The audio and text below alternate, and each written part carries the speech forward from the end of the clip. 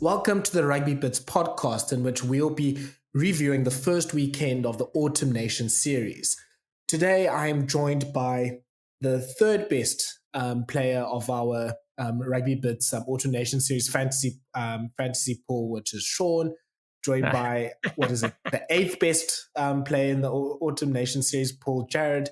I'm in the 20s, and Quicks, because he couldn't get into the top 30, he's been banned from the podcast today, unfortunately. And apparently he's celebrating one Finn Russell making the Scotland squad for this weekend. I do have to correct you, Thala. I came fifth, by the way, from the first week, and you've got 18. Humble apologies. But how does Finn not make the squad? And it was on form, and I say that with inverted commas floating around everywhere. Wasn't it? Didn't Townsend say it was on form that he didn't make it? Yeah. I mean, he has been shooting the lights out, but I just wanted to confirm. No, it was formed, but Hastings got a head injury. I think it's a head injury. The way his head rocketed back, I think that's pretty much why he's out. Hastings was on his way to making me millions of points in the fantasy week, I just want to say. I was jumping up and down, and then you just brought me back down to earth with a thud saying, well, he's been taken off at halftime. I was like, oh, shit. Yeah, he got absolutely smashed. His head rocketed back. I think he got a concussion without getting his head knocked. I think that's exactly a recoil concussion. Yep. Exactly that. Welcome to playing Fiji. Yeah, if ever there was an advert, that's it. Yeah. Shaun, Jared, we will talk about some of your fantasy exploits a little bit later, but let's start off how we always start off with our first phase. And this one was, a little bit tongue-in-cheek from the weekend's events for the Springboks, but talk about the worst kick you've ever seen from a teammate. Shaun, you've got one for us? My mate, Robbie Truman, I actually wasn't playing the game. I was actually, funny enough, taking some photos, and I've got photos of it. But Robbie's a hooker. He's a damn good hooker. And we're playing at Hammies, and he's a hooker that definitely fits into the Skulk Brits mold. Like, he's quite a playmaker. He's quite quick. He's not like a big bulky kind of hooker, And Robbie often finds himself in the back line at 10, as most forwards do, but Robbie's actually got a pass and a little bit of vision and a bit of pace. Anyway, I can't remember who we were playing, but I was sitting there watching, and I'd actually lined up here, taking a photo of him. He was like, we were 15, 20 meters away from the try line, and the ball comes back, and he's standing in the 10 channel, and he decides that it's time for a drop goal, and he lines it up, and the photo sequence I have, everything is perfect. I mean, you can just see the leg coming back, the head down. Everything's sensational. And the next photo sequence, he's making contact with the ball. It's out of this world. And somehow, I don't know how it changes, but poof, off to the right. And by to the right, I mean, if the poles were 2 over, he probably still would have missed it. Everything was like sensational until you looked up afterwards and it went off almost for a throw in. So anyway, yeah, Robbie Truman, my man, you're getting that honor today.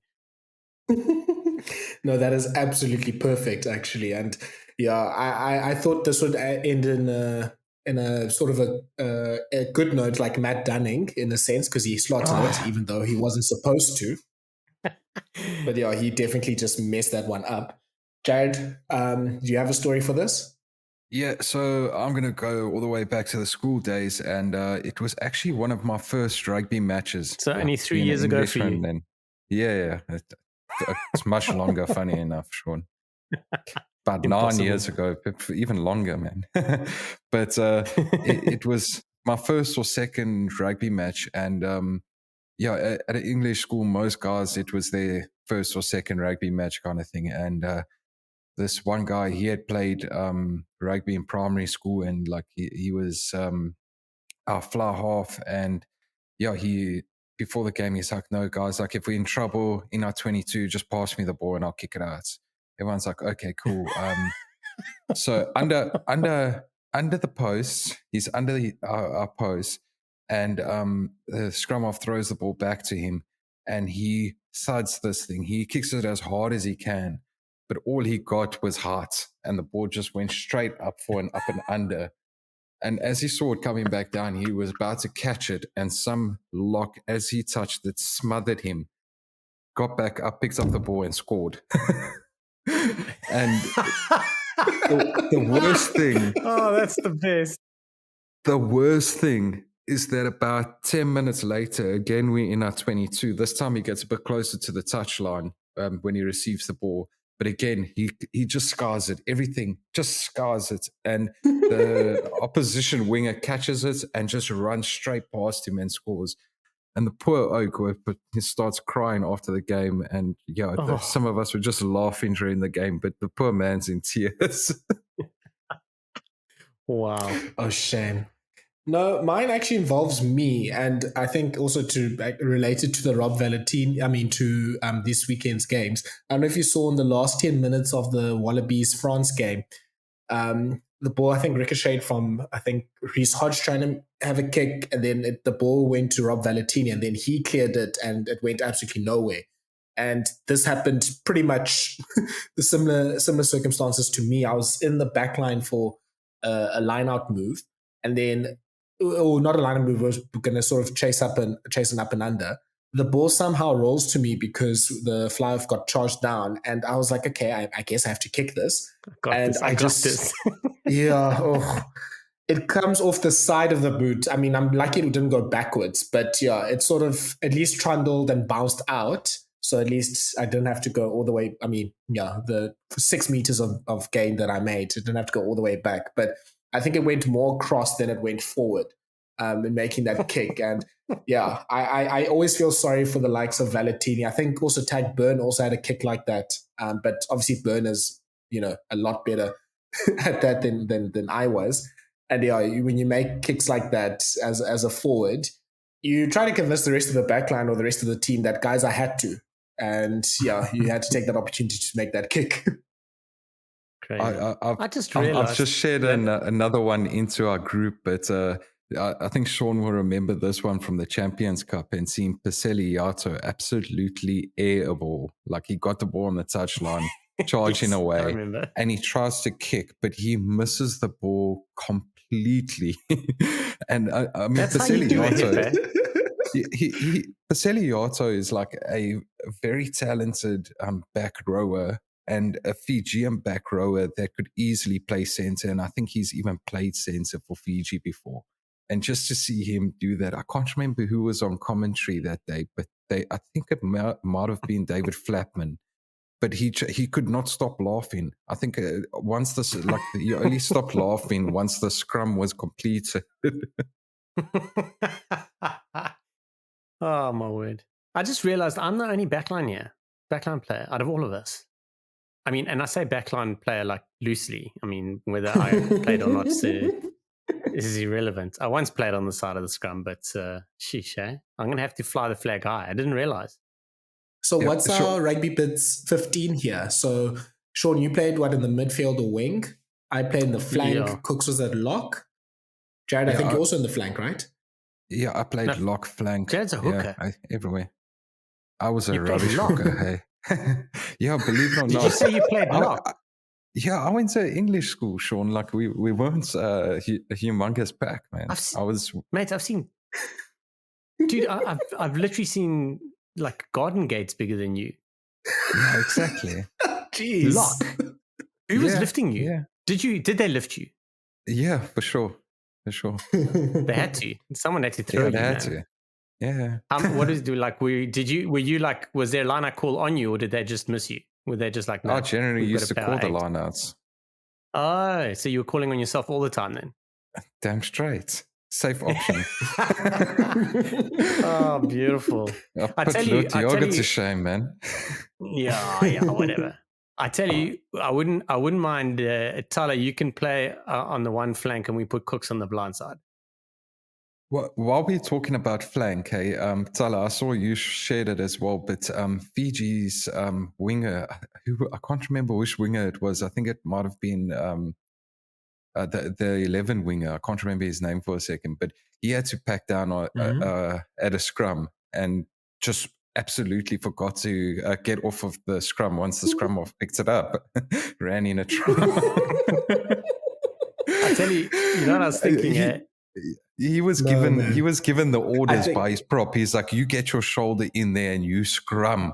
And he was like, okay, scared, I'm not getting stuffed up by this. And you can even see the number 8 run off the back and trip over his feet because he should have moved already. Oh, shame. Brilliant. So I had to, we were playing a preseason game. I talk about like being on the side of the scrum. So we were playing a preseason game against Milnerton, against Unimil, and I was on the bench for the first side. There were plenty of injuries, so that's why I was on the bench. And I eventually got a basically bum flied around my coach and eventually got put on. But we got put on and we had an injury in the pack, and we had a scrum like 5 meters out from the try line, and we needed to try to win. And they were like, cool, you need to go like pack down on the flank.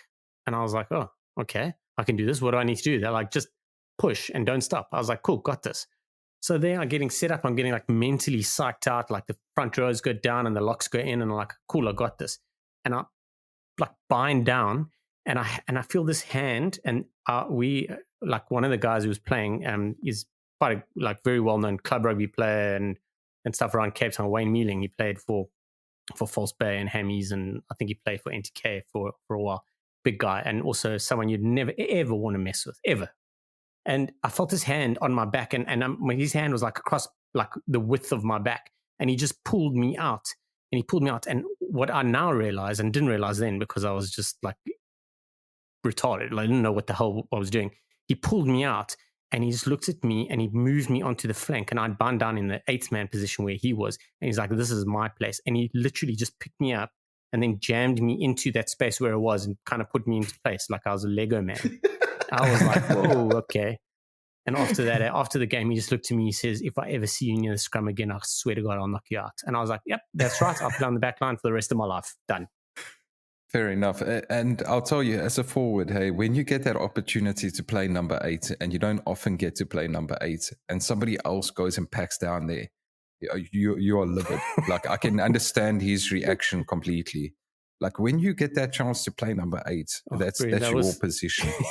It's hallowed, that jersey, that position. That's why there's so many guys specialize as a number 8. He dictated everything. Yeah, I think there's a lot of nice stories from kicking, and usually when bad kicks are made, it's usually the forwards that do it. Let us move on to the not so fun part of this podcast, which is analyzing the Springboks loss to Ireland, 19 points to 16 at the Aviva Stadium. I think before we get into the game and before we delve into some of the mistakes that the Springboks made, Shaun, let's start with just let's start with Ireland and just complimenting what Ireland did well in the game. So what is one thing that you really loved about the Irish performance on Saturday? I'll tell you something though. Jimmy O'Brien playing outside centre on his debut for a guy who's not really an outside centre impressed me. He handled himself pretty well. I think Ireland were properly up for it. I think where they realised they were probably going to win the game being with a chance of winning or really upset the situation was at scrum and maul, and they did it. They were really impressive there. There's a lot of discussion around the legality of it, and truth is most of us don't really know all the stuff that goes on there. But I was super impressed with the way they did that. I think Johnny Sexton had a superb game. We're so used to seeing a different style of game from him, but he really impressed me, and maybe I don't give him enough credit because I know he's a classy player. Maybe I just don't like him enough to give him the credit that he deserves most of the time. But he really helped move things around, dictate how our play should be and stuff. And I think in all, Ireland were a lot calmer. They really trusted what they needed to do. They didn't have their heads in the game. They were never worried about anything. And I think that was the most impressive part about it. But having said that, we also didn't do well enough to put them under pressure to change that process. And Jared, on your side? Well, yeah, it's tough after a loss, but fair play to Josh van der Flier for earning his biltong bonus. I thought that was a hell of a finish that he made off of the back of the maul, and it was actually one that the Boks defended really, really well. So for him to borrow through like that, and yeah, like I say, get his biltong bonus, fair play. Outside of that, I think Shaun's right. Sexton had a great game. Peter Manie was also quite good. I thought he just seems to win big moments, Manie. I think overall the Irish fronted up physically. Like South Africa went through a lot of phases in their 22, and they just managed to hit guys back. Every now and then they made a telling tackle. I think a guy like James Ryan had a really, really great game. And I think he's had that almost, it's not his second season, so you can't really call it second season blues, but he's had like this struggle with injuries and just like flat form where he hasn't really stood out and taken his opportunities. And this past weekend, he was back up to playing some of his best rugby. So overall, I think it was a good performance from Ireland, a good pack performance in particular. And shout out to Jimmy O'Brien. It's insane to play 15 minutes on your test debut against the world champions out of position and still have the nerve to calmly put Hansen away like he did. And he timed that perfectly. Yeah, I thought I love the point on Jimmy O'Brien. I thought he was definitely one of those people that was getting the Leinster boost of just being a okay rugby player, but now because he plays for Leinster, he gets picked into the Irish team. I very much am happy to say that he's a lot better than that. He did really well in his debut, like Shaun said, out of position. Shaun? Yeah, sorry, man. I didn't want to interrupt you, but now that I'm speaking. Jared and I were chatting a little bit offline on Friday, and I tell you, I was shocked that they called him into the match day 23 when they lost to 12. I really was, and for me, James Hume can count himself exceptionally unlucky. Hume would have been able to fill in at 12 or 13 and probably played better, which is a little bit scary. But the thing that upsets me the most is it's almost like that performance from Jimmy O'Brien has put James Hume further down the ladder of midfielders to pick, because they can just move Ringrose to 12 and Jimmy O'Brien can be on the bench and cover fullback, wing and outside centre. So yeah, I really, like, I was bummed. I really wanted to see Hume get a look in. I really rate him. I think he's a brilliant player. And now I really hope that his international future isn't put further on hold because of this.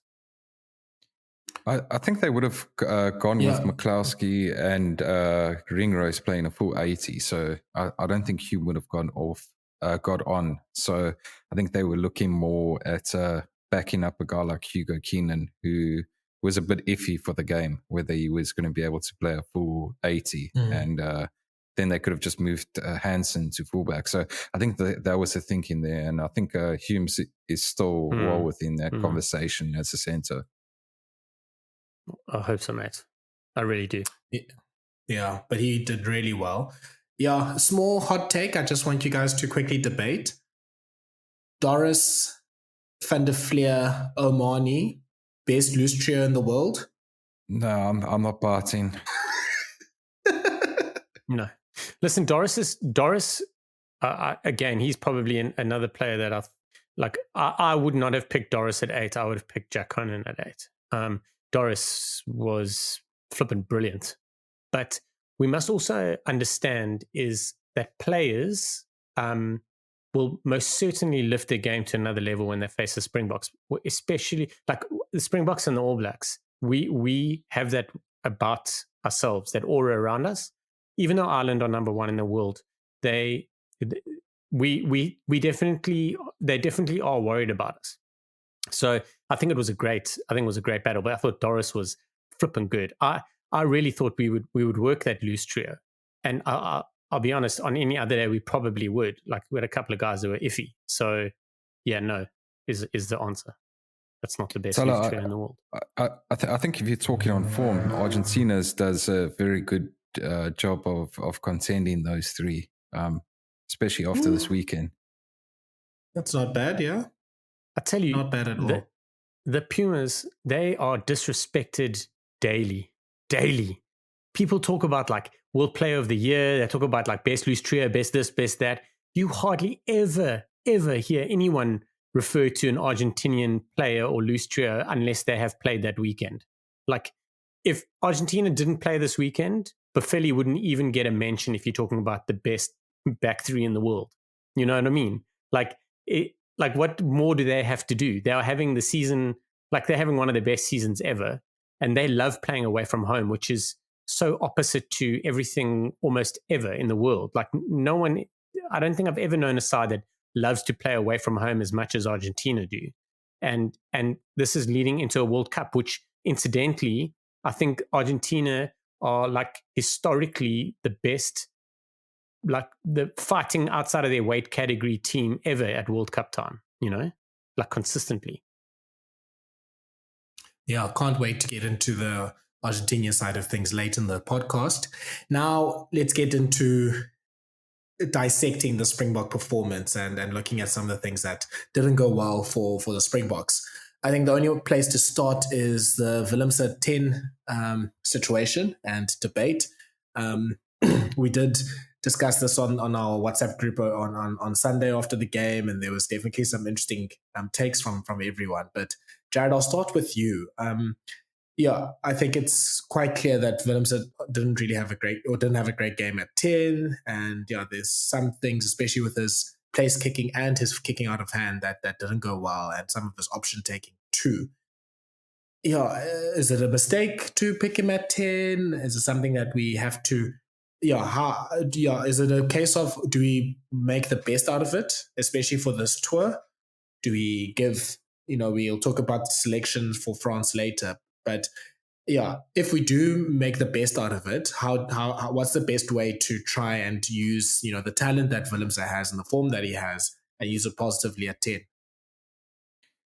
Yeah, I'm now back on the fence with Willemse being a 10 after going into bat for him all last week and saying that he could be a genuine option going forward for the Springboks. So I'm back on the fence where I'm not too sure anymore. And yeah, I probably shouldn't be as reactionary as that, but the game, he just didn't take control of things when the Boks were really on top and we could have really gone to town on Ireland and taken them apart. So yeah, I think the best way to use him is to make sure that we've got guys around him that can assist him with the kicking. And it's not just kicking from the tee. I think kicking out of hand, we were off song on Saturday. So I think he does need assistance there. And we saw how our attack improved with Willie on the pitch, and I think that just works so nicely with Willemse. So he sort of needs some help, especially when playing 10. And I just don't think he got it, especially from Jaden Hendricks. I thought it was quite an average game from Hendricks after having such a good year for the Springboks. So yeah, I think 9 and 10 were both failing us. And yeah, it was also weird to see that like we could see that he was struggling, and instead of getting like help around him, it's almost like Colby took over at fly half instead. So yeah, I think going forward, I don't think it's a bad idea if we try give Willemse another go on this tour, maybe another 2 goes at fly half on this tour. Because we do want to use him at fullback at some stage again, and if he is going to be that fullback, fly half, inside centre for our bomb squad at the World Cup, let's say we're moving him back onto the bench, you do want him playing fly half in a crunch test match. And against Ireland, he flaked a bit, but there was a lot that he can take away from that game and learn from that game. Shaun, you mentioned on Twitter about the carrying stats for for Damian Willemse and the concern that you had there. Do you want to elaborate on that? Yeah. Simply put, you can't have your fly half carrying, what was it, 11 times in a game? Either way, he was the highest carrier of the ball in the test match. And he even beat Damian Willemse.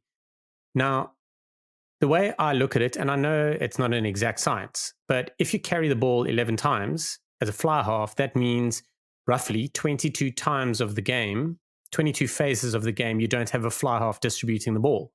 Now, that's not acceptable for me. It's been a bit of a sort of an issue for me for a while. When Damian Willemse was playing fly half for the Stormers, when Willemse was still there, even like back then, it was doing the same thing. It was very similar, and I was just like, you can't be carrying as much. We all want a fly half to play to the line and try and do something. Andre Pollard's very good at it, but he doesn't do it all the time. Now, it seems to be Willemse's default setting. It's something that he does. So using that at 12 is a great shot. Using it at 15 is not the worst shot, but I think at 15 you have more space and he will then distribute more. So we need to now work on what we've got to do in order to make Willemse feel as though he does not need to be carrying so much. And that's got to come from his 9 and his 12 and the other carriers and perhaps the depth at which he's playing. Because if the if the defense are putting him under pressure, then maybe he gets into that sort of mindset. I don't feel for 1 second that at 12 he wasn't given that option, because the one thing about Damian Willemse, he carries exceptionally well. He makes meters. He gets front foot ball. He's a great option there. He's solid. He's great. He's got a calm head on his shoulder. He can distribute if need be. He can kick. He can do all sorts of stuff. I think Visser didn't probably have as impactful game as a carrier as we expected, and agree. I think Jaden Hendrikse wasn't his usual self, but Hendrikse didn't kick a lot, and that is not. We changed our game plan. And I don't feel that Willemse carrying so much was part of the game plan, but you can't have that. You can't have your 10. If he comes off the bench and plays 10, so if he started at 15 and came on at 10, and he was looking for those, we've seen it in the past. It worked for us. When he did well for us in the Rugby Championship, starting at 10, he didn't play this style of game. So why did he or we change that setup? And I think it is more an individual thing. I don't think it was our plan. I think that he got into a situation where he felt that was what he needed to do at that time. We need to alleviate that. So I think that is literally the only thing we need to fix about his game. It's the only thing we need to change, because we know what he's got and what he can give. And I just want him to maybe either be deeper, or maybe someone else take a load off a little bit more.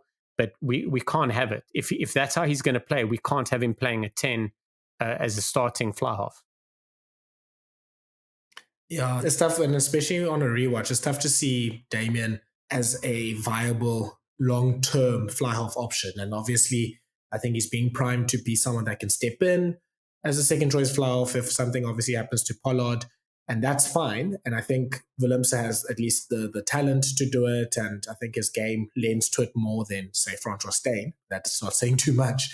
But, there's just certain instincts that he has in his game. And the reason why he didn't work out as a 10 at the Stormers is because of the things that we're discussing now. So it feels like we're in a time machine in the late 2010s, early 2020s, when we're like, oh, Willemse, he could be a fly half if you give him time, or, he doesn't, he's not the best decision maker. He tries to do things by himself. And, that works at inside center when he's sharing the decision-making load with someone else. And to an extent, even having Willie Le Roux on the field, I think obviously he's like basically our fly half in attack.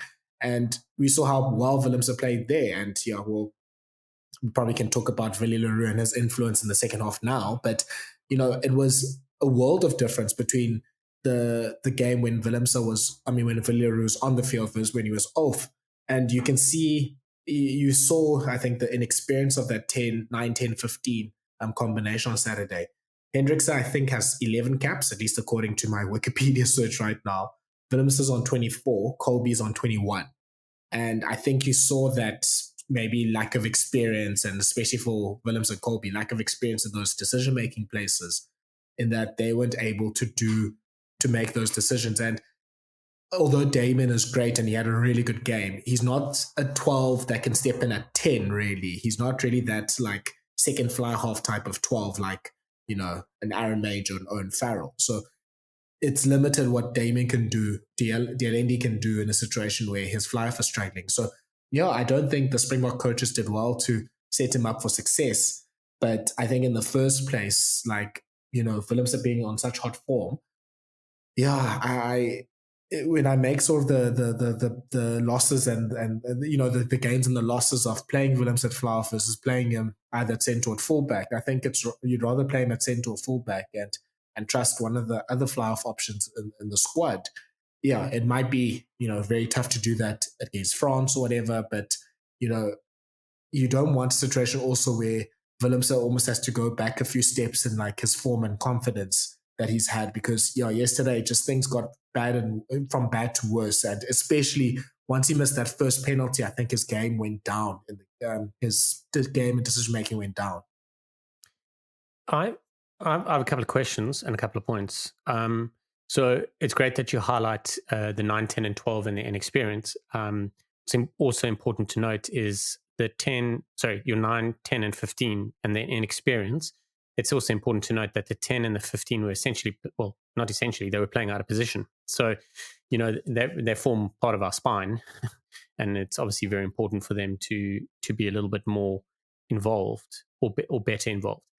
The other thing, it's a question to both of you. Jared, maybe you can jump in, but I don't think that this is the end of the road for Willemse at 10. I think he does have the goods to be a 10. He is a completely different 10, but I don't think we can. We need someone that's a really hard worker. We really need someone that does the grunt work, and our midfield is doing that. So if we take one of our midfield out and we put Damian Willemse there, he's not that super hard worker. He's always trying to do something every single time he touches the ball. So I'm a little bit nervous with that. But my question is do you think that this is the end of the road for Willemse at 10 as a starting Springbok fly half option? Not as someone who can play 23 and come on at 10 with 20 minutes to go, or start at 15 and fill in at 10. I'm talking about an option as a starting Springbok fly half. Do you think that this is the end of the road? Yeah, I don't think it is. I think it's a bump in the road, but I don't think it's the end of the road for him at 10. I definitely think that the way Shark wants to evolve our attack does require a more extravagant 10, if I can put it that way, or extravagant talent, and somebody that can pull off passes that Andre Pollard just can't do on a regular basis. And yeah, outside of that, you're looking at Yankees. We still don't know what's happening with the Yankees. So whether it's one of the other youngsters that comes in, or an inexperienced test level fly off like Libbok, that's another way of going for it. But I do think Willemse will get a few more starts, especially under Ninabe at 10. The one thing I do want to ask, was Chess and Kolbe really played out of position? Like he's played fullback for the Stormers, so during his career there, he's gone to when he went to Toulouse, he played a hell of a lot of fullback, and only once Thomas Ramos sort of came along did he really moved to the wing, and then Ramos would also finish games out at fly-off as well, with Kolbe moving to fullback. So yeah, I don't think I agree with that sort of mindset that's been going around. I think he's played like 45% of his rugby throughout his career at fullback. Yeah, go for it. I have a question. If I ask you what position does Chess and Kolbe play, what's your answer? He's an outside back. No. What position does he play? When he plays on the field, when you put him on the team sheet, what position does he play? Outside back. Right wing. No, He plays right wing. I get what you're saying. But if you look at like... And Willemse's played Jordan 10 for Lama, Stormers for 2 seasons. So is he a 10? We're talking about him like he's playing out of position. Willemse is a fair one, I think. But Colby's played 45%, a good 45% of his career at fullback, starting matches at fullback. No ways. I'm going to look it up now. It's fine. You and I know exactly what we're doing after this. I'll also go hunter. There's no ways that he has started 45% of his games in France. Are you talking France and Stormers? Career-wise. Career. So yeah, we kind of got to go back. There's no ways that he did not start a lot of games for the Stormers at 15. Not a lot. I reckon there was maybe 10% of those games he started at 15. I'm guessing here, but I don't recall that. At Toulouse, I reckon maybe 20% of his games he started at 15. There was one season he played there a fair bit, and he was there for 3 seasons, right? Yeah. No. I'm not calling on this now.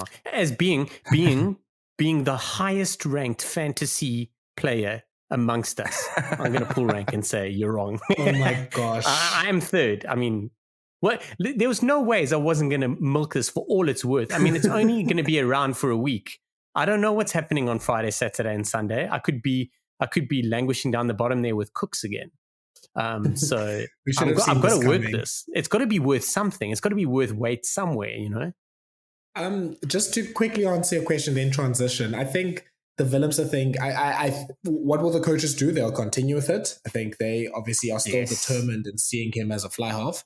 And I think he's a 10 this weekend, to be honest.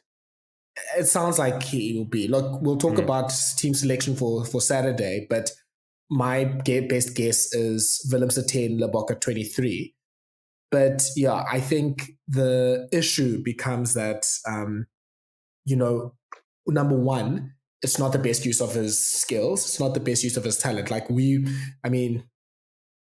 think we still had we just started the podcast when Willemse was being transitioned out of 10 for the Stormers and playing in the midfield.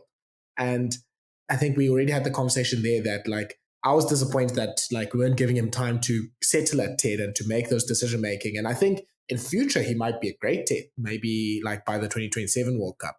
But the best things about Willemse is his ability to use his footwork in contact, to get around defenders at close quarters, and then to get his arms out and around for an offload and to bring other players in. And he has obviously a great short and long passing game and the short and long kicking game too.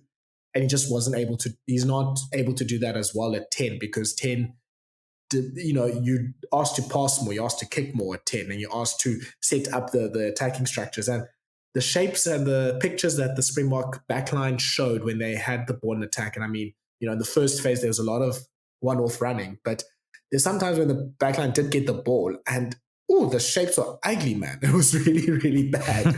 And it's not just Willemse that does that. I know it's not all on him, but I think it's no coincidence that when Le Roux comes onto the field, the Springbok backline, the Springbok attack looks a lot better.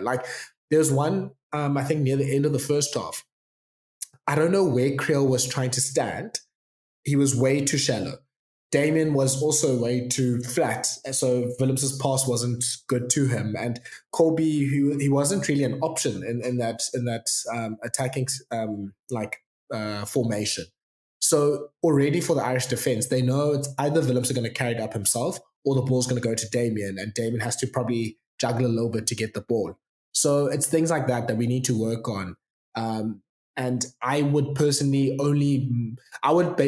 if it was up to me, I would shelve the Willemse thing at 10. We know he can do it if we need him, until basically the Rugby World Cup, and basically to use this timeline to try and get our, at least in the coach's perspective, the third choice fly-off, and at least in my perspective, what maybe should be the second choice fly-off in Libbok, and see, can he be a second or third choice fly-off, or do we need to find Alton Yankees a club really quickly?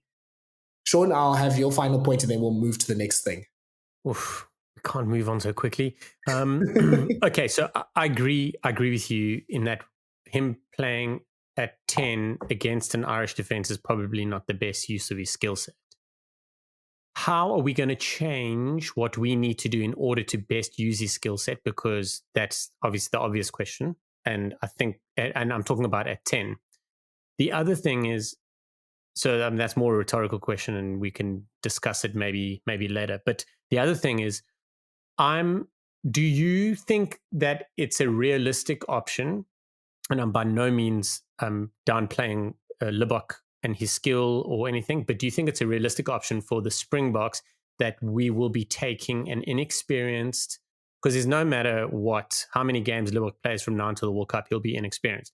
Do you think that there's a way where we take him to the World Cup as a second choice 10? Because the general conversation around that whole thing and that whole feel under Rassie Erasmus ahead of 2019 was that he won't take an inexperienced 10. And that's why Willemse went not as a 10, but as a utility back. So that's my only concern. But that should also not be the reason why we are not playing Libbok. So I think it's a double-edged sword about where we want to be. And this all ties down into the games we've got left and how we landed up in the situation. And I really feel that the Lions tour is actually such a bad thing for us in that we not only lost out a year and a half of rugby because of lockdowns and all that sort of shit, but we also lost out 6 months of rugby because we were playing the Lions. And the Lions was not a time for us to test or check out anything. So we lost a hell of a lot because of that. So it actually turns out that the Lions tour is detrimental to our future. So, which is quite interesting, but it's really hard. Like the Springbok coaching staff are definitely trying to do stuff. They're trying to make up these games. They're trying to work on situations, get bigger squads and everything. But yeah, to go back to my question, do you think that it's a realistic option, thinking that Libbok can go to the World Cup as our second choice flyer? Yeah, look, probably it's closer to no than it is to yes at this point. I mean, there's literally only it's unfortunate. Just a quick maths, but 8 to 9 tests, I think, before the World Cup. If we include warm-up games, I think we have 2 warm-up games, 4 rugby championship games, and then these 3 tests remaining. So at best, Libbok hopefully plays all 9 games and then we're there. But depending on the Yankees situation, there's a crisis brewing because we need to get someone to be a second and or third choice fly half for the Springboks. So is it Libbok? Maybe. Is it Goosen? We'll see on Thursday. But someone needs to step into that role, even if it's Alton as well. Because if there's a situation where Yankees doesn't play another season of rugby, it's almost going to be negligent to bring him to the World Cup. So we need that option. And I'm happy that Willemse is at least one of the 3 options. And we've seen in the Australian-Argentina games that he can do it. And I would prefer him to be doing it at a limited 30 minutes, if Pollard is injured at the end of the game. Like that. Yeah. But I just want to say, for the record, I really do feel that Elton Jantjies is not out of the picture. I really feel that the door is not completely closed for him, but there's a lot of factors resting on it. I for one, would like to see him back in the mix. And I think the Springbok, if everything goes right, not just his gameplay, but if he mends and fixes everything that he needs to fix with the people he needs to fix in the Springbok side of things and his personal life and all that sort of jazz, and if he becomes, again, the right person, I don't think we would do horribly to take him to the World Cup. It would alleviate a lot of stress. But yeah. And also, you talk about those test matches. There's going to be -1 test match because I think Willemse is starting. So Libbok's not going to get a chance to start at 10. So he's only going to be playing 8 if he's going to start anyway.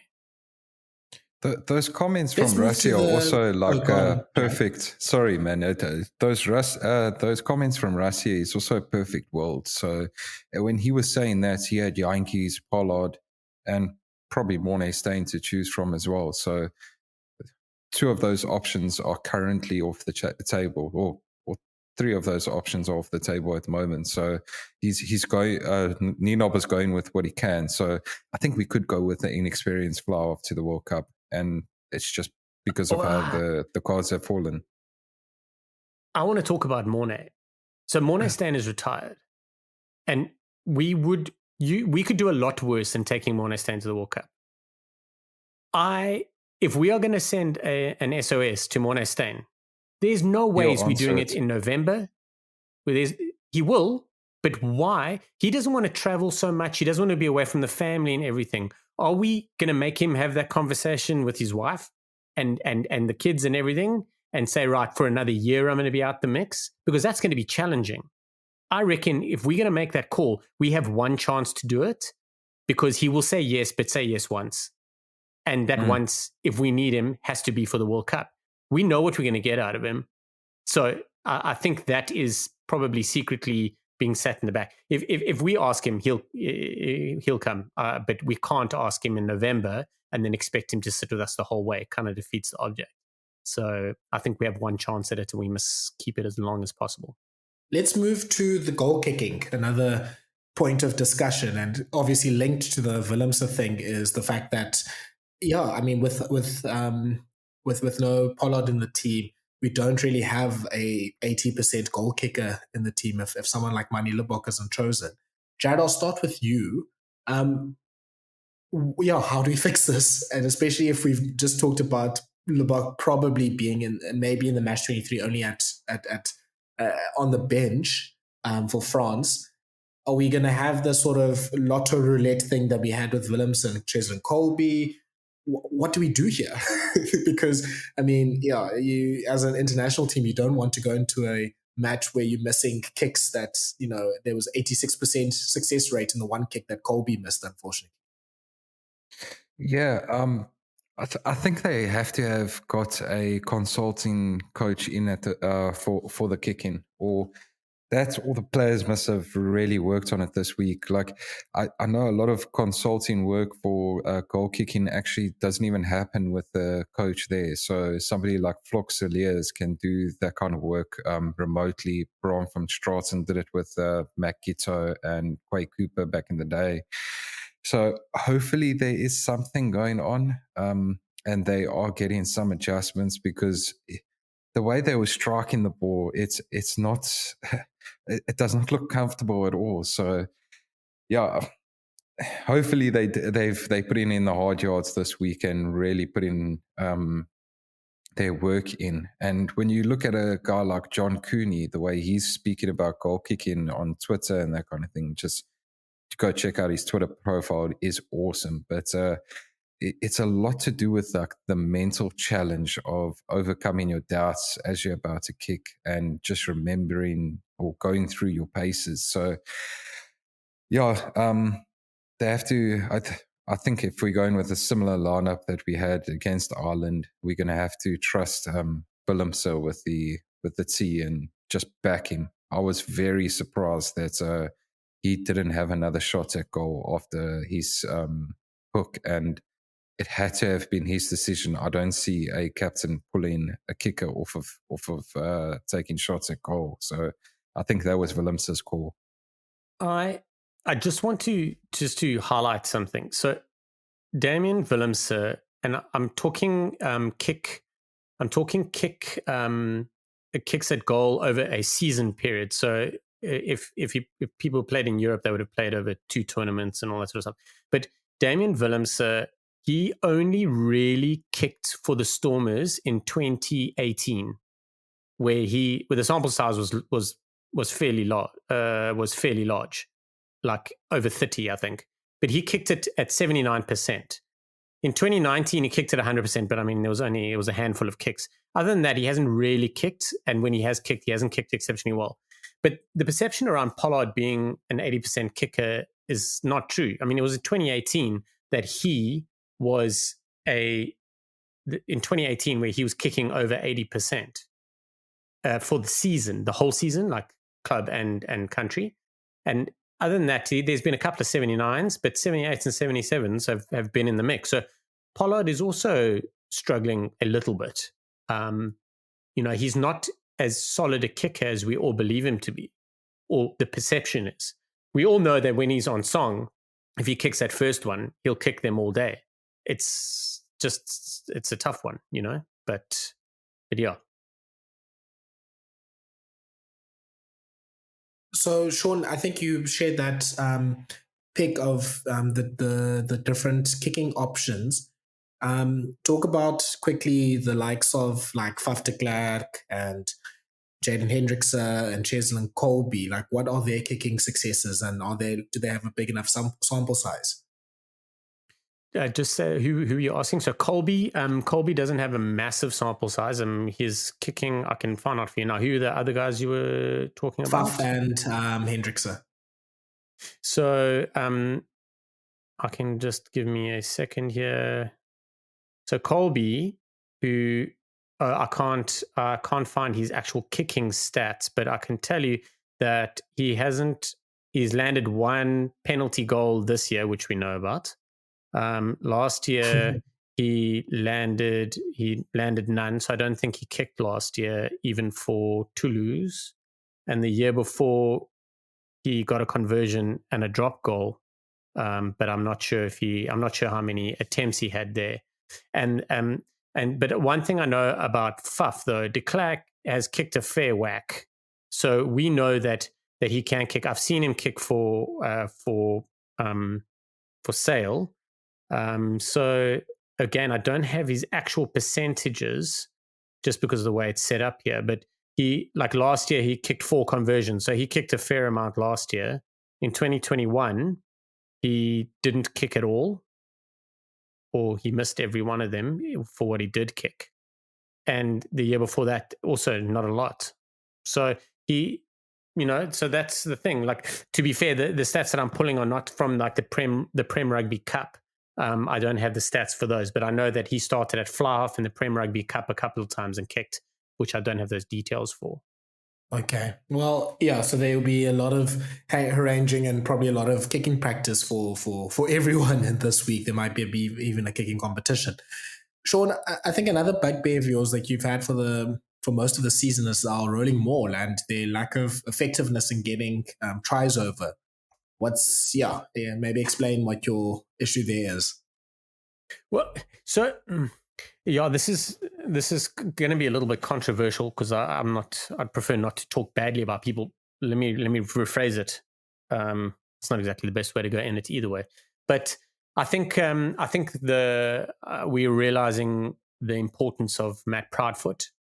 Proudfoot is really, I think that what we're doing now with our forwards and our mauls, obviously I wouldn't say we've been found out. We've obviously got a new set of eyes and a new set of plans, and they're picking us off. It is our strength. Obviously sides are hell of a focused on it because defensively it stops points, and scrum wise also it stops scoring opportunities for the Springboks. And the thing is I'm finding that we are, and by no means an expert in this field of rugby, but I'm finding that we are not gaining what we used to gain at scrum and maul time. And they are, for me, relatively easy fixes in that we haven't changed our personnel too much, and the personnel that we have changed are strong. So why are we not doing better? What is going on, and why is it our first game? The Springboks historically struggle, and historically, I mean over the last few years, our first game back after being off for a while, even if it's a couple of weeks, it's always shitty. Like, we very seldom dominate our first game. We did in the Rugby Championship, but before that, like World Cup 2019, we didn't. On Saturday, we didn't. The first game of November, we didn't play well. And the first game of the Lions tour, we didn't play well. So is it part of that? But even during the course of it, we're struggling. It seems like we take time to get going. We need that momentum.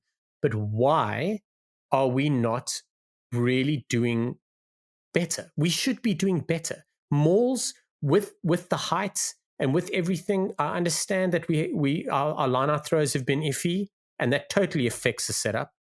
But when we are on target, why are we not setting up better?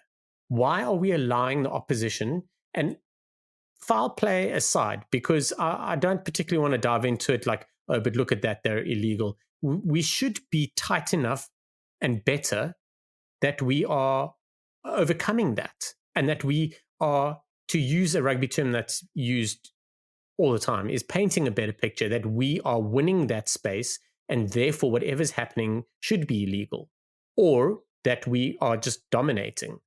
And it's something that we need. It's a platform we need. Everyone bases their attack off a set piece. Every single team in the world does it.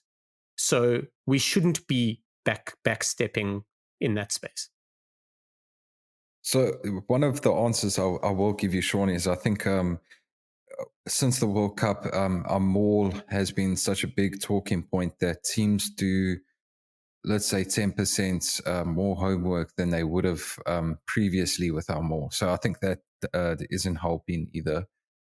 So teams come in more prepared, and I think teams like New Zealand in particular are more inclined to give away penalties and to stop the maul that way. So you don't want to use those as excuses, but I think it is genuine things that teams are more willing to give away penalty after penalty just to stop the maul and hope that the Springboks will eventually try to play it out or do something different. So that definitely comes into account. The other thing that I will add is that Duane Vermeulen not being in the Springbok pack, it does affect our maul quite a bit, whether he's the man taking the ball in. But his body position as a front lifter or back lifter on a maul. So as he lifts, as he comes down, his ability to stay strong and not budge in that position is unmatched. Jasper Wiese has got a hell of a lot better at it, and someone like Kwagga Smith is also improving a hell of a lot in that kind of situation. But ideally, if you want to set the perfect Springbok maul, you throw Louis Dujaga or Eben Etzebeth. It doesn't matter between the two of them, and you've got Francois Herber lifting him in the front, and you've got Duane Vermeulen lifting them at the back, and you gain momentum with those two not giving an inch and not breaking away from Louis. And I think teams are starting to find ways to get in between the jumper and the supports. So the one thing I would like to see is working their way through, or just taking it down illegally. So the one thing I would like to see is the Springboks not necessarily setting the maul and going for those dummy plays like we saw against Wales, where Kwagga Smith came charging off the back of the ball. Those do work, and Sia has done it quite a bit. But the other thing is just shifting the focus from the mauls is as the guy goes up, you're throwing it down to another set pod and you setting the maul there.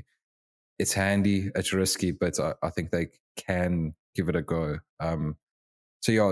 We do give it away sometimes about where we're going to jump and where we're going to set the maul because, that's wherever Jasper Wiese is standing is probably where the ball is going to go for more. So, maybe getting players into those positions and we might get a bit more other players in those positions. We might get a bit more success there. And also, I suppose, well, not suppose, but we're up against Ireland are probably one of the best scrummages and line out more defenders and attackers, and France are exceptionally good at it, and so are England. So to be fair, we are going to get a lot of our questions answered, and we will learn a hell of a lot come the end of this tour. But we obviously don't want to be losing the whole way, Our maul will get better. I can tell you that for sure. There might be a few tricks up their sleeve that they're holding on to till the World Cup, but our maul will come right eventually. Sure. I think Jared, you've nailed it because with the Duane Vermeulen point, and they called him Dale Steyn, and with I think teams are just preparing for our maul defense a lot better. But I think a big shout out, and I think you mentioned them earlier, Jared. James Ryan had a fantastic game on Saturday, and he was the one who was sort of the chief maul destroyer for the team, and he used his long limbs to try and stop the maul and to get to the player at the back and to try and stop them. And then, Todd Byrne obviously helped out with that. Peter Manie was also great with that. James Ryan had that steal of the line out 5 meters out from the try line. Interfered with Itzebeth's arm a little bit, but he was able to do that. So clearly Paul O'Connell prepped his team really well for Saturday, and they executed quite well. But yeah, like Jared said, maybe there are some tricks being kept for the World Cup, hopefully, because I think it seems like we're so over-reliant on the maul that we're not using that to our advantage. And the one play in the first half where we got a lot of meters was the one where Sia peeled off and he went looking for Joburg's finest, and he gave him a nice sort of welcome terug. Who's the family as he got to know him a little bit better. I have a conspiracy theory. So it's not a conspiracy theory. We very much changed our game plan. We ran 5 or 6 phases in between the 222s without kicking. We did our first box kick or kick from 10, not defensively as an attacking option, which we normally do. We did our first one at 9.5 minutes or 9 minutes 50 seconds. That's massive. We changed our game plan. Ireland changed their game plan too. Ireland start halves exceptionally fast. They like to stretch everyone left to right, and they hold back off the. They don't commit a lot of guys to the ruck, and they double hit and try and cause turnovers, which they did to us later in the game. But they changed their game plan too, and I think that you're right, Thala. I feel that what had happened is both the sides, because we're facing each other in the World Cup, need to just they were not holding back. They did something different. They were like, cool, we're going to try a new plan and you bring it to us. And it wasn't a negative plan. It wasn't a way of not winning the game or holding back at all. I think they were like, we're going to try something different and we're going to see what it brings, but we are not going to show our hand. I think a year out from the World Cup, that's a massive, massive reality. I think we'll see it again against France. I wouldn't be surprised if France don't name a exceptionally strong side. I know they're playing at home and they're a different baby, but I think we're going to see a lot. We're going to see a lot of changes. We're going to see a lot of different things. Yeah, I think this is an important tour for South Africa this November, and getting to see a few things, especially against the strong opposition that we're coming up against, and yeah, to really test ourselves. But gents, I can't believe we've gone over an hour in this podcast and we still have not spoken about the man of the match for the Springboks, and that was Jesse Kriel. I think the only player that could really fight him for that tag was Itzebeth, but Kriel was unreal again this weekend. Like, he actually had one of those games where his Twitter haters or Facebook haters couldn't actually hit back at him. Like, I know some would have anyway, but the man was on fire. Like, I think Johnny Sexton is going off to Mykonos now so that he can relax in time for that Australia test and just get Jesse Kriel out of his head, because Kriel, I think, still has a chip of his rib on his shoulder from Sexton's rib. So, man, an incredible game. That one kick through from Damian Willemse that he got on the end of, that's Kriel all day calling that thing. That was fantastic. Yeah. His work to get back when Sheehan to save the try, charged the ball down. He had to change the try, stop the try.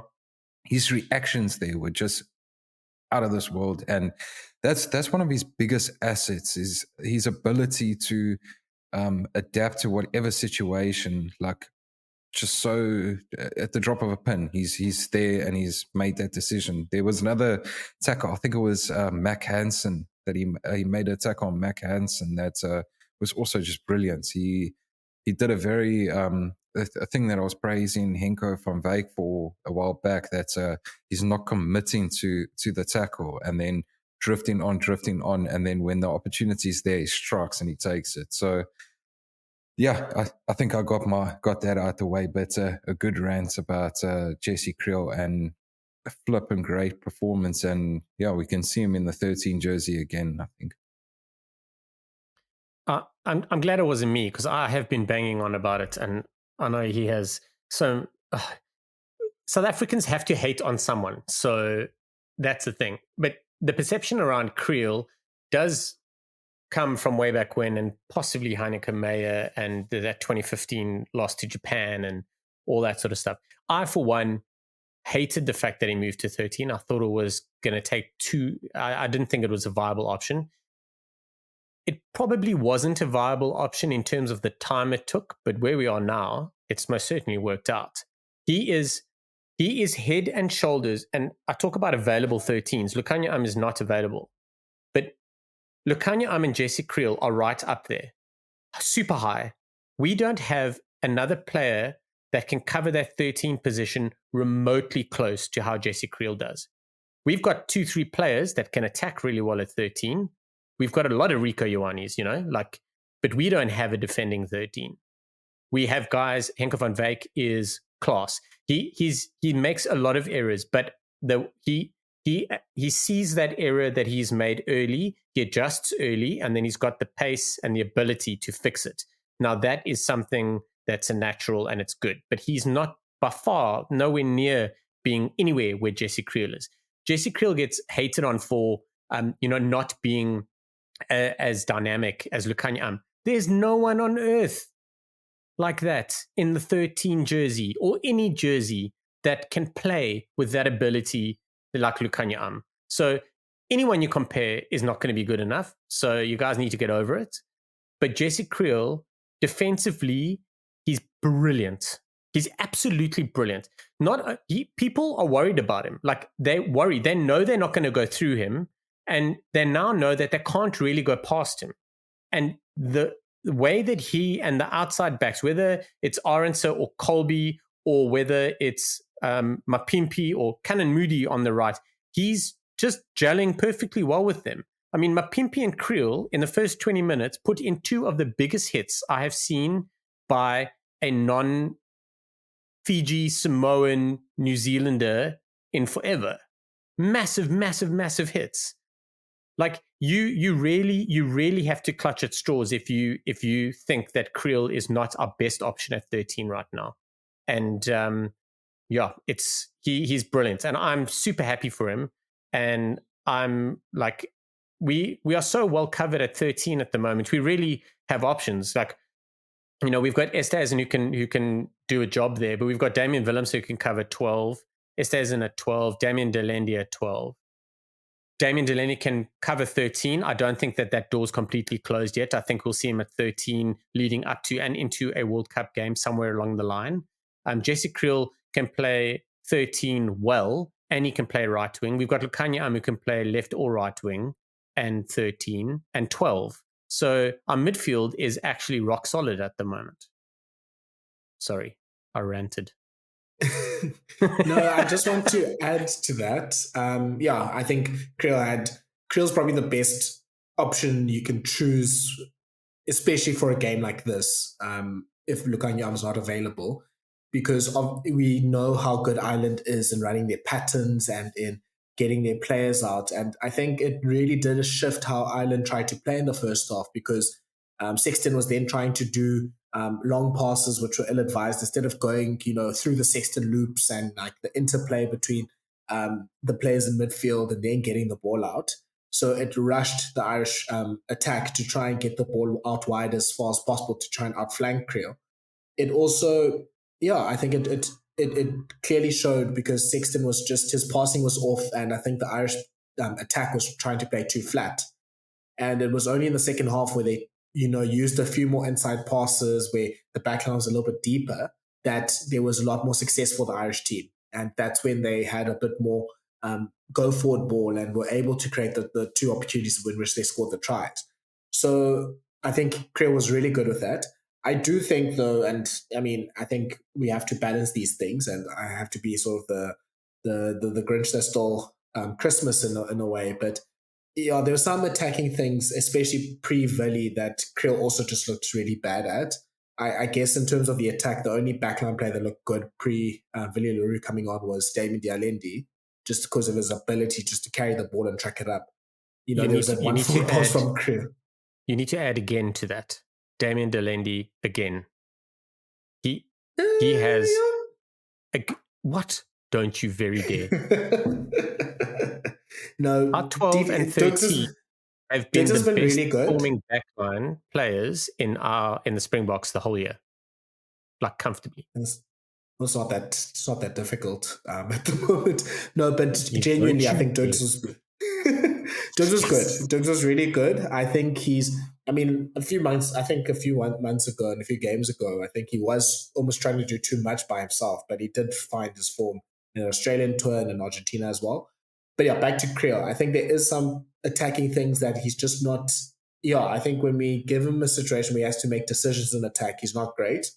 But once he's playing off someone like Le Roux, and once, Le Roux's, basically this is also a sneaky, low-key way of me complimenting Willie Le Roux and how great he was on Saturday. On Thursday, I did talk about my theory that if Colby does somehow perform well at fullback, that it might mean some issues for Willie. And no, it's not a public apology to Le Roux, because if people listen to me, I know how good Le Roux is. He would always make my first 15. It was just this obsession that the Bok coaches seem to have with the utility players, and me worrying that would be to their detriment, to the point where they'd be like, oh, Willie doesn't cover this and this, so we'll drop him and keep Colby so we can have X and Y utility players in the team. But obviously that didn't really happen. Not that Colby had a bad game at all, but I think Le Roux just showed, his value, and that, yes, Le Roux's not the best defender at 15, and yes, he might let in a try like he did against Juan Martin Gonzalez in the last rugby championship game. But Le Roux pays it back, and I think in then some. And his ability on attack and the way that he impacted the attack for the Springboks was great. I'll throw it. Oh, Shaun, go on. No, mate. I was going to ask a question, but you're going to ask one, so I'll hit mine after. No problem. I'll throw it to Jared about the impact of Kwagga Smith and Deon Fourie. I'll just say that I think it was a masterstroke from the Bok coaches to pick the two fetchers, because it did disrupt the Irish ball. It did, Fourie won a very big turnover penalty, and Kwagga, geez, I mean, he's just an unstoppable force when he gets onto the field. And with the concussion for Jasper Wiese, I think it's quite likely that Kwagga is the one playing at 8 on Saturday. Yeah, I wouldn't be surprised if Ivan Roos is thrown straight into the starting lineup so that we can keep Kwagga Nater on the bench. Seriously, I wouldn't be surprised at that at all. I know it sounds weird coming from me after saying that. So I don't think Roos is. I think Roos is still a bit too raw, but it's a kind of tour that they could do this kind of thing on and find out a lot about players, but. It was just incredible. Those two seriously made a statement and showed exactly why they are in the squad. Kwagga, every time he gets the ball, he just seems to make meters. It doesn't matter if he runs straight into a tight head prop; he still seems to get on the front foot. If I look at his stats, 40 meters from his 4 carries, like 10 meters per carry is what you're looking for from a fullback or outside back that's getting that free extra yardage every time they get kicked onto. So, yeah, big ups to Kwagga and Deon Fourie. Like, I think Deon Fourie went a long way in silencing those critics that say he's too old. I was asked last week, what are they doing with Deon Fourie in the squad? And I said to them, no, just his form has been incredible, and it just has to. Yeah, he has to be there. He deserves to be there at the moment, and he showed that against the Ireland. Like the pair of them gave the Boks a few more opportunities to maybe steal the match, and yeah, I think some breakdown calls could have gone their way, and we would have been speaking about how they won the match for the Boks, but not quite there, but incredible how they came and they made a hell of an impact and slowed Ireland's attack right down to 0 kilometers an hour. Okay, so we are going to now introduce, just to finish off this Springbok podcast, we are going to introduce a new segment in our podcast called Quick Tap, where we will just ask the people on the pod very sort of quick, short questions about some of the rugby issues, either surrounding a game like the Springbok game, or about selection for next week, or about future implications, whatever the situation may be. So this is supposed to be sort of a quick discussion point. Let me start with mine to Shaun. Shaun, what's the one big lesson for the Irish perspective on what they're going to take from this game for their pool clash with the Springboks in 2023? We need to be tighter up front. Oh, that is a very quick answer. Sorry, I thought you were going to go on. No, I thought, it was a quick tap and go, tap, go, was run. Very quick. Yeah, that's what we need to do. We need to be tighter. Like, I think that's literally what will help us a whole bunch. Mm. And then just flipping it. No problem. And flipping it for Ireland against the Boks, what's the big lesson for them for 2023? That they need to be a lot better to beat us. Jared? Yes, that they can match the Boks up front. I think that's a big thing that Ireland can take away from that game. I agree with Jared. I think, there were lots of injuries obviously in the Bok backline, but up front they pretty much faced all the best Bok forwards apart from Dwayne and Luat for at least half a game. So they should take, I think, a lot of positives from the fact that they didn't really give much of an inch up front. They balanced out the scrums as far as possible. The rolling maul wasn't much of a factor, and the Springbok big ball carriers didn't make them miss any tackles. If you look at the tackle stats, Boks had 79% tackles made, and Ireland was closer to 90. So that's, I think, a big positive for 2023. Shaun, what you want to throw your quick tap in? My quick tap is to both of you. So Thala, you can go first. Would you change the Springboks starting backline for France? Yes. Even if, so I'll play I'll try to be more in Jacques' head instead of what I would do. But if I'm in Jacques' head, I'd probably go Kobe at the wing at 14, Orange on the bench, Willie at 15, and Manie Libbok at 23 with maybe with Jaden Hendrickse. I'd also put in Faf de Klerk for this particular game. So de Klerk in and Le Roux in, and Orange and Hendrickse out.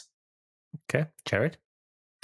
Yes, I'd change the halfbacks. I'd have Buff starting and Ranoch off the bench. I think that could be a game changer. But I think Libbok in the team is a must. Okay. I actually wouldn't. I would keep the backline exactly the same. However, I would probably look at a 5-3 bench. But that all, with Visser and Luat injured and Visser potentially out, that does kind of throw a cat amongst the pigeons. So I'd go for a 5-3, but I'd keep the backline the same. Yeah, actually, this brings the next one for me is, Shaun, for you, what do we do about Luat missing? I would actually start Ori, and I would possibly have Mostert on the side of the scrum, or you could have Mostert on the bench, but I would start Ori, and you could even put Peter Steff on the bench. But I think I would probably go straight with that, unless I just don't. I think it would be best for us to have Mostert on the side of the scrum or on the bench for the end of the game. I think Ori will be great for lineouts and just planning all that and working through that for the first 60 or so minutes. Maybe he plays a full 80 and then we put Mostert on the side if need be, or have Mostert starting on the side and Peter Steff coming in later for a bit of an impact. Yeah, I don't know if I'm supposed to answer this one or not, but I'd start Franco Mostert. Yeah, I'd start Mostert. At 5. And I would have Murat and I would have Ori on the bench. Oh, so Murat both locks. and Ori. Okay. Yeah, I'd go 2 so locks on the bench. So you're having a 6-2 bench or a 5-3? 6-2. I still can't decide, but 6-2. But I'd have 2 locks on the bench for France. Have you got a 5-3? Hello? 6-2. But I still can't get my head around it. I still don't know if I want Sash to debut against It's too France late or now. not. You've told everyone. Told everyone, so it's too late. You've committed. 6-2 with 2 locks on the bench. If it was up to me, I would be like Eddie Jones and say, well, I really wanted to select a 7-1, but we're going to have to go for 6-2 this week. Listen, on 7-1, the Canada women's side in the semi-final of the World Cup named a 7-1 bench. Yeah, and they almost beat England. Just putting it out there as well. They pushed them. They put in a damn good effort. Also, the Canadian women's side are all semi-pros. So, but 7-1, that's I love that no men's national side has done it. I love that Eddie Jones wasn't the first to do it. Firstly, Eddie Jones and Ninobo stroke Rassie Erasmus, they totally come up with something. Even Michael Chaker, to be fair, like that's their gravy. That's what I'll just name a full bench of forwards. No worries. Okay, so last two to wrap up this Springbok pod. I'll start with Jared for this one, then Shaun. Your thoughts on the SAA team selected for the Munster game on Thursday, sorry. The big surprise inclusions of the du Preez twins into the team. There's 3 scrum halves all running around. Apparently, Sasha picked up a small training injury, and Johan Goosen is picked at number 10. Yeah, I like it. I think it's brutal. Nice to see the du Preez twins back. Lots of excitement in the backs, not fullbacks, but backs. I'll leave it there. Yeah, I'm interested with 2 out-and-out scrum halves on the bench. I'm very interested. I didn't realize Sasha picked up an injury. Obviously, it's not too heavy. But yeah, Henke van Wyk at 13, I'm super, super excited to see him. But I mean, he's been playing against URC sides the whole year. So, he's comfortable in that. Just a new environment for him at the moment. Yeah, I'm very excited to see Ron Okia and Jason Jenkins in a lock pairing. That could have been what I would be seeing every Saturday for the Bulls, but for the Euro. And then Pepsi Buthelezi at 6 is going to be very interesting. I mean, there's very easy comparisons that you can make to one Siya Kolisi. So this is probably a nice start for him in his career to play with Lowe and du Preez. Yeah, Lowe's on the side as well, eh? So that's actually a very interesting backline. I quite like it. I'm very interested to see Pepsi on the side because he's obviously prefers himself and is preferred at 8. So very interested to see. I think that the loose trio is actually very nicely balanced. So Pepsi gets to actually, he can do all that work, that fun stuff, or I say fun stuff, but that stuff that he does at 8 for the Sharks, he can still do it on the side. So. Then the last one to wrap up, Shaun, the biggest one-on-one matchup that you're looking forward to for Saturday, so between the Springboks and France. I'm going to cheat here, but I definitely am excited to see the 12 and 13, the midfield. So to answer the question in one way, the midfields up against each other. I think that could literally be the biggest thing. There are going to be colossal hits there. So that's Dante Feku probably against Jesse Kriel. That would be box office in itself. Another one I would throw in is Olivon against Kolisi. I think Charles Olivon had a great game on Saturday. This was his first one back, wasn't it? He did play in July against Japan. Okay. Yeah. That is good. Yeah, Jared has just come back. You can sort of finish us off here. The individual matchup you're looking forward to in the France Springbok game. So Shaun talked about the centers. I talked about Olivon versus Kolisi. Yeah, I would love for it to be, I like your call of Charles Olivon versus Siya Kolisi, but I would really love for Jasper Wiese to come through his concussion scare, and we can talk about Greg Audrey versus Jasper Wiese, because that's going to be a hell of a battle. And if it's Kwagga Smith, it's still pretty much the same thing. I think Greg Audrey is probably one of the best number 8s in the world, up there with Ardie Sevilla. And anyone going up against him, I think, is a hell of a head-to-head. Whoever South Africa decides to play at 8. Small side note for Damian Pinoda against Makazole Mapimpi. That will be absolute chaos. And they both like their little bit of extras. Hey? Did you see Makazole tried to get something out of Peter Omani on the weekend as well? Yeah, and also they both, I tell you, the one thing that I'm going to see is Penno is definitely going to want to get early hands on the ball and run, and Mac is going to come up. Drex is going to smash him. That's what his plan is going to be, is I'm going to shoot up and I'm going to literally just lodge this guy's head off his shoulders. Hopefully with a low tackle, but I think he's going to go crush him. Not for sure. It's going to be a great game. Absolutely. It's going to be top of the world. We've just lost Thala. So what I am going to do is I have the honor of wrapping things up.